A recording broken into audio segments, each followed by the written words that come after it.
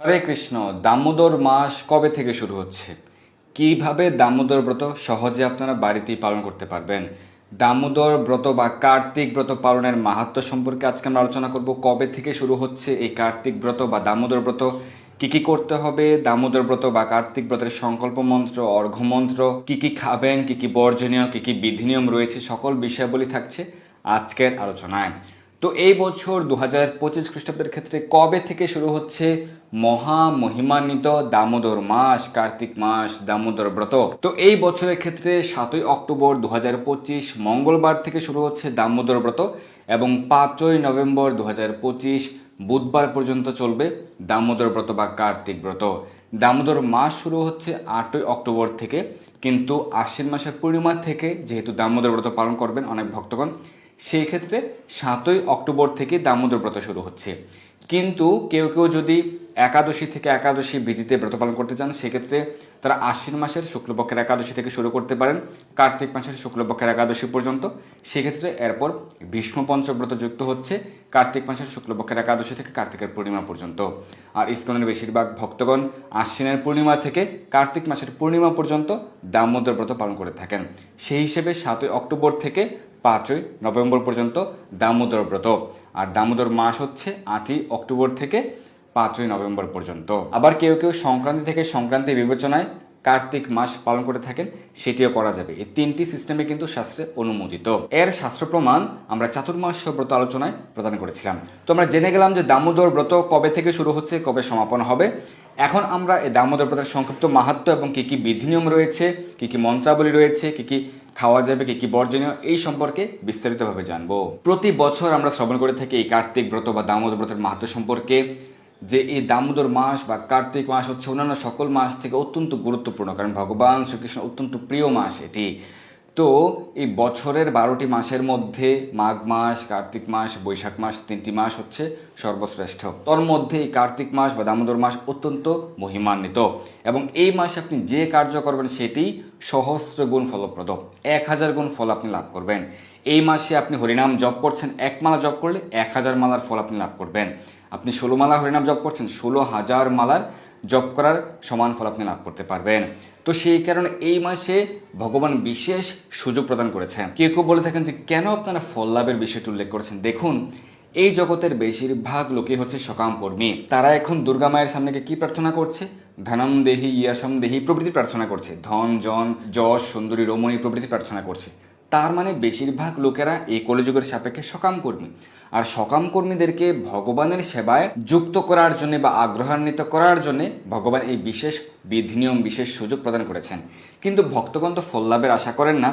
ভক্তগণ অত্যন্ত উন্নত স্তরে রয়েছেন। তারা শুধুমাত্র ভগবানের প্রীতিবিধানের জন্য কার্য করেন, তারা ভগবানের সন্তুষ্টির জন্য কার্য করেন। ভগবান সন্তুষ্ট হন এই কার্তিক মাসে বেশি বেশি ভগবানের সেবা পূজা, প্রাতঃস্নান, দীপদান প্রভৃতির মাধ্যমে। তাই ভক্তগণ সেটি পালন করে থাকেন। তাই তারা কার্তিক ব্রত বা দামোদর ব্রত পালন করে থাকেন ভগবানের প্রীতিবিধানের জন্য। এই দামোদর ব্রতের বা কার্তিক ব্রতের 5টি অঙ্গের কথা শ্রী হরিভক্তি বিলাস উল্লেখ রয়েছে। হরিজাগরণম, প্রাতঃস্নানম, তুলসী সেবনম, উদ্যাপনম, দীপদানম, ব্রতান্যতানি কার্তিকে। এই কার্তিক মাসে কি কি কাজ করতে হবে, এর মধ্যে প্রধান 5টি কাজের উল্লেখ রয়েছে। কি কি কার্য? হরিজাগরণম, প্রাতঃস্নানম, তুলসী সেবনম, প্রাতঃস্নান করা এবং মঙ্গলারতি করা, অর্থাৎ ভোরবেলায় ব্রাহ্ম মুহূর্তকালে শয্যা ত্যাগ করে আমরা প্রাতঃস্নান করব এবং তারপর তিলক ধারণ, আচমন প্রবৃত্তি করে ভগবানের জাগরণ করে, হরি জাগরণ করে আমরা বিশেষভাবে ভগবানের আরতি করব, মঙ্গল আরতি করব। তো প্রাতঃস্নান, মঙ্গল আরতি এবং তুলসী সেবনম, তুলসী সেবা পূজা করা, প্রতিদিন তুলসী প্রদক্ষিণ করা, তুলসীতে জল দান করা, তুলসী আরতি করা, তুলসী দেবীর উদ্দেশ্যে দীপদান করা, দীপদান আরতি করা, তুলসী সেবা করা। কেউ চাইলে তুলসী বৃক্ষরোপণ করতে পারেন। 4 নম্বর হচ্ছে উদ্যাপনম, দীপদানম, ব্রতান্যতানি কার্তিকে। তো দীপদান, ভগবানের উদ্দেশ্যে বিশেষভাবে দীপদান করা এবং উদযাপন করা, ব্রতের শেষ দিন বিশেষভাবে উদযাপন করা, ব্রত সমাপন করা, এই 5টি বিশেষ অঙ্গের উল্লেখ রয়েছে শ্রী শ্রী হরিভক্তি বিলাসের ষোড়শ বিলাসে। তো এখন আমরা জানবো যে এই দামোদর ব্রত বা কার্তিক ব্রত আপনারা কীভাবে সহজে বাড়িতে পালন করবেন। তো কোন দিন সংকল্প করবেন? যেহেতু পূর্ণিমা থেকে পূর্ণিমা বিধিতে 7ই অক্টোবর থেকে ব্রত শুরু হচ্ছে, তাই 7ই অক্টোবর ভোরবেলায় ব্রাহ্ম মুহূর্তে শয্যাত্যাগ করে প্রাতঃস্নান করে তিলক আচমন করে ভগবানের নিকট বিশেষভাবে প্রার্থনা করবেন এবং ব্রতের সংকল্প করবেন। কেউ যদি পবিত্র নদীতে বা পুকুরে স্নান করেন সেই দিন, সেই সময়টিতে ভোরবেলায়, তাহলে স্নান করার সময় আপনি এই ব্রতের সংকল্প করতে পারেন। আর বাড়িতে স্নানাগারে স্নান করলে 3 বার গঙ্গা গঙ্গা গঙ্গা উচ্চারণ করে স্নান করবেন। এবং এরপর স্নান করে তিলক আচমন করে শুদ্ধ বস্ত্র পরিধান করে তিলক আচমন করে আপনি ভগবানের চরণ কমলে তুলসী পত্র অর্পণ করে ব্রতের সংকল্প মন্ত্র উচ্চারণ করে আপনি ব্রতের সংকল্প করবেন। তো ব্রতের সংকল্প মন্ত্র কি? কার্তিকে অয়ম করিষ্যামি প্রাতঃস্নানম জনার্দন প্রীত্যর্থম তব দেবেশ দামোদর মায়া সহ। হে জনার্দন, হে দেবেশ, হে দামোদর, শ্রী রাধিকা সহ আপনার প্রীতির জন্য কার্তিকে আমি প্রাতঃস্নান করব। তারপর প্রার্থনা মন্ত্র রয়েছে, তব ধ্যানান দেবেশ জলে অস্মিন স্নাতুম উদ্যতঃ তৎপ্রসাদাচ্চ মে পাপম দামোদর বিনশ্যতু। হে দেবেশ, তোমার ধ্যান করে আমি এই জলে স্নান করতে উদ্যত। হে দামোদর, তোমার প্রসাদে মানে তোমার কৃপায় আমার পাপ দূর হোক। এরপর বিশেষভাবে ভগবান শ্রী দামোদরের উদ্দেশ্যে অর্ঘ্য দান করতে পারেন। এটি একদিন করতে পারেন বা প্রতিদিন চাইলেও করতে পারবেন। অর্ঘ্যমন্ত্র হচ্ছে, ব্রতিনঃ কার্তিকে মাসি স্নাতস্য বিধিবন মম দামোদর গৃহানার্ঘ্যম ধনুজেন্দ্রনিসূদন নিত্যে নৈমিত্তিকে কৃষ্ণে কার্তিকে পাপ শোষণে গৃহানার্ঘ্যম ময়া দত্তম রাধয়া সহিত হরে। নিত্য নৈমিত্তিক সমগ্র পাপ শোষণকারী কার্তিক মাসে ব্রতী আমি বিধিবৎ স্নানকারী।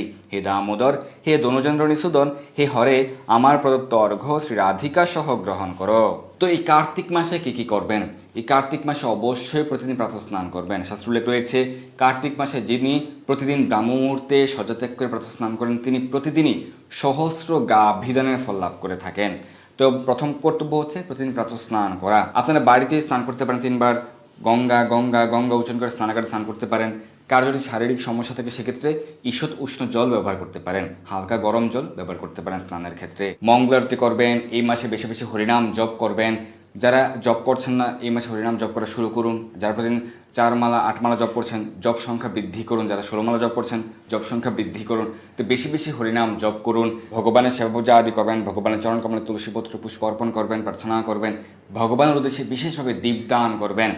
সেটি ব্রাহ্ম মুহূর্তে হতে পারে, সকালে হতে পারে, সন্ধ্যায় হতে পারে। বিশেষভাবে সন্ধ্যায় ভগবানের উদ্দেশ্যে ঘৃতপ্রদীপ দিয়ে আরতি করবেন।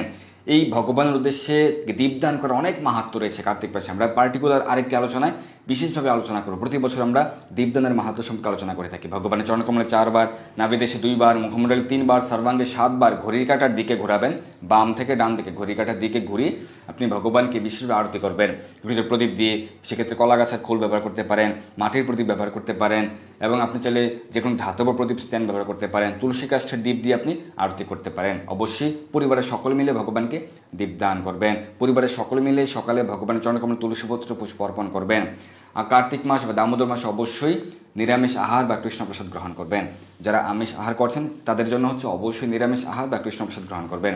এছাড়াও হবিষ্যন্ন গ্রহণ করে বা ফল গ্রহণ করে দামোদর ব্রত পালনের কঠোর বিধি রয়েছে, সেটিও আমরা আজকে আলোচনা করব। দামোদর অষ্টকম রয়েছে, বিষ্ণু সহস্রনাম রয়েছে, রাধা কৃপা কটাক্ষ স্তোত্রম রয়েছে এবং জগন্নাথ অষ্টকম রয়েছে। এই অষ্টকম বা স্তোত্রমগুলি আপনারা প্রতিদিন পাঠ করতে পারেন বা শ্রবণ করতে পারেন। আমাদের চ্যানেলের প্রত্যেকটি অষ্টকম বা স্তোত্রম রয়েছে, আপনারা শ্রবণ করতে পারেন। এই দামোদর মাসে আপনারা বেশি বেশি শাস্ত্র অধ্যয়ন করবেন। প্রতিদিন শ্রীমদ্ ভগবত গীতা, যথাযথ শ্রীমদ্ ভাগবত অধ্যয়ন করতে পারেন। শ্রীমদ্ ভাগবতের 8ম স্কন্ধে বর্ণিত গজেন্দ্র মোক্ষণলীলা পাঠ করতে পারেন বা শ্রবণ করতে পারেন, এবং 10ম স্কন্ধের 9ম অধ্যায় 10ম অধ্যায় পাঠ বা শ্রবণ করতে পারেন। লীলা পুরুষোত্তম শ্রীকৃষ্ণ গ্রন্থের 9ম বা 10ম অধ্যায় পাঠ বা শ্রবণ করতে পারেন। আপনারা কেউ যদি শ্রীধাম মায়াপুর থেকে লীলা পুরুষোত্তম শ্রীকৃষ্ণ গ্রন্থ এবং দামোদর গ্রন্থ সংগ্রহ করতে চান, দামোদর গ্রন্থ এবং লীলা পুরুষোত্তম শ্রীকৃষ্ণ গ্রন্থ সংগ্রহ করতে চান, সেক্ষেত্রে আমরা সমগ্র ভারতে ডেলিভারি প্রদান করতে পারবো কুরিয়ারের মাধ্যমে। আপনারা যারা সংগ্রহ করতে চান আমাদের এই হোয়াটসঅ্যাপ নম্বরে যোগাযোগ করতে পারেন। এবং যদি কেউ অধিক গ্রন্থ সংগ্রহ করেন, যে আপনি 5টি 10টি 15টি দামোদর গ্রন্থ সংগ্রহ করবেন, আপনার প্রতিবেশী আপনার আত্মীয় স্বজন সকলকে আপনি প্রদান করবেন। দামোদর মাসের মাহাত্ম্য সম্পর্কে উল্লেখ রয়েছে। দামোদর মাসে কী করতে হবে, দামোদর ব্রত কার্তিক ব্রতের মাহাত্ম্য সম্পর্কে বিস্তারিত শাস্ত্র প্রমাণস রয়েছে এই দামোদর গ্রন্থে। যদি কেউ আপনি বেশি সংগ্রহ করতে চান সেক্ষেত্রে আমরা কিন্তু বিশেষভাবে আপনাদেরকে ডিসকাউন্ট প্রদান করতে পারবো। বিশেষভাবে তুলসী পূজা, আরতি, দীপদান, তুলসী মহারানীকে জল প্রদান করা, তুলসী প্রদক্ষিণ করা প্রতিদিন আপনারা সম্পন্ন করবেন। ভগবানকে তুলসী পত্র অর্পণ করবেনই, এছাড়াও মালতী পুষ্প, পদ্ম পুষ্প এবং অগস্ত্য বা বক পুষ্প প্রদানের বিশেষ মাহাত্ম্য রয়েছে কার্তিক বা দামোদর মাসে। প্রতিদিন চেষ্টা করতে পারেন যাদের পক্ষে সম্ভব মালতী পুষ্প, অগস্ত্য বা বক পুষ্প এবং পদ্ম পুষ্প, মালতী ফুল, বক ফুল এবং পদ্ম ফুল ভগবানকে অর্পণ করার বিশেষ মাহাত্ম্য রয়েছে। আর যারা কঠোর বিধিতে ব্রত পালন করতে চান সেক্ষেত্রে তারা হবিষ্যন্ন গ্রহণ করতে পারেন বা শুধুমাত্র ফল গ্রহণ করতে পারেন। কেউ শুধুমাত্র ফল গ্রহণ করে 1 মাস ব্রত পালন করেন, সেক্ষেত্রে 1 বেলা বা 2 বেলা ফল গ্রহণ করে থাকেন। কেউ শুধুমাত্র হবিষ্যন্ন গ্রহণ করেন, তো হবিষ্যন্ন গ্রহণ করলেও ফল গ্রহণ করা যাবে। তো হবিষ্যন্ন গ্রহণের ক্ষেত্রে কেউ শুধুমাত্র 1 বেলা গ্রহণ করেন, তাহলে দিনের 8ম প্রহরে শুধুমাত্র বিকেলে গ্রহণ করেন, তো বিকেল 4 ঘটিকার দিকে গ্রহণ করতে পারেন। অবশ্যই সূর্যাস্তের পূর্বে আহার সম্পন্ন করতে হবে। আর কেউ হয়তো দুবেলা হবিষ্যন্ন গ্রহণ করতে পারেন, সেক্ষেত্রে সকালে এবং বিকেলে অবশ্যই সূর্যাস্তের আগে আহার সম্পন্ন করতে হবে। রাতে যদি শরীর খারাপ লাগে সেক্ষেত্রে জল বা ফল গ্রহণ করা যেতে পারে। তো হবিষ্যন্নের ক্ষেত্রে কোনো প্রকার তেল মশলা প্রভৃতি গ্রহণযোগ্য নয়, এবং সেক্ষেত্রে সৈন্দব লবণ এবং বিশুদ্ধ ঘি গ্রহণযোগ্য। তো হবিষ্যন্নের ক্ষেত্রে কী কী গ্রহণযোগ্য, কী কী বর্জনীয়, এবং সকলের ক্ষেত্রে কার্তিক মাসে কী কী বর্জনীয় সেই তালিকা কিন্তু আমি প্রদান করছি। অবশ্যই মনে রাখবেন যে কার্তিক মাসে সকলের জন্যই সকল প্রকার আমিষ দ্রব্য বর্জনীয়। অবশ্যই আমিষ দ্রব্য পরিবারের সকলে বর্জন করবেন। এবং এছাড়াও শিম, বরবটি, বেগুন, গাজর প্রভৃতি দ্রব্যগুলি রয়েছে। কার্তিক মাসে শিম, বরবটি যদি কেউ গ্রহণ করে, পদ্ম পুরাণে ব্রহ্ম নারদ সংবাদে উল্লেখ রয়েছে, স্বয়ং ব্রহ্মাজি উল্লেখ করেছে নারদ মুনির কাছে, কার্তিক মাসে শিম বরবটি গ্রহণ করলে 1 কল্পকাল অর্থাৎ 1000 চতুর্যুগ তাকে নরকবাস করতে হয়। সত্যযুগ, ত্রেতাযুগ, দাপর যুগ, কলিযুগ, এইভাবে 1000 যে চতুর্যুগ তত সময়কাল তাকে নরকবাস করতে হবে কার্তিক মাসে শিম বরবটি গ্রহণ করলে। তো সেই কারণে অবশ্যই শিম, বরবটি, পটল, বেগুন, মূলা, গাজর প্রভৃতি কার্তিক মাসে বা দামোদর মাসে বর্জন করবেন। কেউ কেউ বলতে পারেন যে অমুকে গ্রহণ করছে বা তমুককে গ্রহণ করতে দেখেছি, অমুক জায়গায় দিচ্ছে, অমুক স্থানে দিচ্ছে। সেরকম যুক্তি দেখে কোনো লাভ নেই, কারণ শাস্ত্র সিদ্ধান্ত মেনে চলাই হচ্ছে বুদ্ধিমানের কর্তব্য, এবং শাস্ত্র সিদ্ধান্তই পরম সত্য। অমুক তমুকের সিদ্ধান্ত কিন্তু গ্রহণযোগ্য নয়। তো হবিষ্যন্নের ক্ষেত্রে কী কী অনুমোদিত? শুধুমাত্র একাদশী ব্যতীত অন্যান্য দিনগুলির ক্ষেত্রে আতপ চাল, মুগ ডাল, জব, মটর, কাউন, সেমাদানা, বেতু শাক, হেলেঞ্চা শাক, কাল শাক, আদা, কন্দমূল বা শাকালু, বাঙ্গি ফল, কলা, আম, কাঁঠাল, আতা, আপেল, আঙ্গুর, কমলা, মালটা, আমলকি, হরিতকি, বাদাম, কাজু বাদাম, কাঠবাদাম, পিপল, তেঁতুল, জিরা, মিশ্রি, ইক্ষুজাত চিনি, মাখন না তোলা দুধ, দধি, ঘি, সৈন্দব লবণ। এক্ষেত্রে আবার কেউ কেউ মুগ ডাল বর্জন করেন। যদি মুগ ডাল বর্জন করতে পারেন সেটা আরও উত্তম। তবে কার্তিক মাসের শেষের 5 দিন, দামোদর ব্রতের শেষের 5 দিন বিষ্ণুপঞ্চক ব্রতের ক্ষেত্রে অবশ্যই মুগ ডাল বর্জনীয়। হবিষণ্য সহ সকলের জন্য কী কী বর্জন? শিম, বরবটি, গাজর, মূলা, নালিতা, সজনে, পটল, বেগুন, কলমি শাক, ছোলা ডাল, ছোলা, মাসকলাই, মসুর, তিল, সরিষা, মধু, কুলকর্কটি ফল, কাঁকড়যুক্ত অন্ন, অর্থাৎ যেই ভাতের মধ্যে, অন্নের মধ্যে কাঁকড় বা নুড়ি বা পাথর রয়েছে, ধান্য, দ্বিপাচিত অন্ন অর্থাৎ সেদ্ধ চালের অন্ন, সুতকান্ন, পেঁয়াজ, রসুন এবং সকল প্রকার আমিষ দ্রব্য, আচার, ছত্রাক বা মাশরুম প্রভৃতি অবশ্যই বর্জনীয়। তো অবশ্যই আপনারা সঠিকভাবে এই দামোদর ব্রত বা কার্তিক ব্রত পালন করুন। যাদের পক্ষে সম্ভব শুদ্ধ ব্রাহ্মণ বৈষ্ণবকে বেশি বেশি দান করতে পারেন, ভোজন করতে পারেন।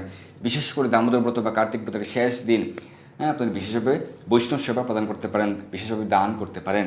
তো এই দামোদর ব্রত, কার্তিক ব্রত পরিবারের সকলে মিলে অবশ্যই পালন করুন। ভগবত প্রসাদ গ্রহণ করুন। যাদের পক্ষে সম্ভব হবিষণ্য গ্রহণ করে ব্রত পালন করা কঠোর ব্রত, সেটি করতে পারেন। যারা হবিষণ্য গ্রহণ করে ব্রত পালন করেন তারা অনেকেই কিন্তু কলা পাতায় বা পলাশ পাতায় ভোজন করে থাকেন। সেক্ষেত্রে হবিষণ্যের ক্ষেত্রে আতপ চাল, গোল আলু, কাঁচকলা প্রভৃতি দ্রব্যগুলি একসঙ্গে সিদ্ধ করে এরপর তাতে ঘি দিয়ে এবং সৈন্দব লবণ সহযোগে ভগবানকে নিবেদন করে সেই কৃষ্ণপ্রসাদ আপনাদের আলাদা বাসনে, আপনাদের আলাদা থালায় নিয়ে আপনারা গ্রহণ করতে পারেন সকালে এবং বিকেলে। যদি কেউ একবেলা গ্রহণ করেন তাহলে শুধু বিকেলে হবিষণ্য গ্রহণ করে ব্রত পালন করবেন।